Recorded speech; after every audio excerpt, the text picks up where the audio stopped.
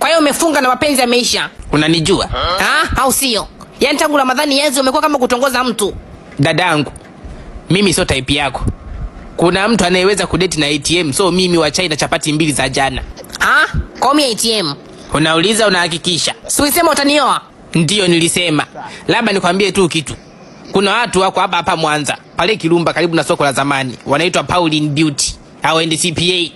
Yaani hao nikwambie tu wanafanya mambo ya facial, body scrub, massage, makeup, wanapamba maharusi, mambo ya kucha, ni mambo ya hivyo. Jukumu lao ni kupendezesha mtu.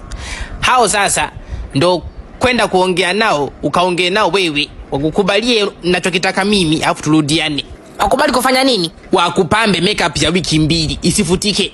Mtu una gharama kama una umalaika kwa ndani. Au babu yako alikuwa mmoja kati ya malaika. Unajituma kutupandishia bei mpaka tunaokulisha. Alafu sura haishiki makeup.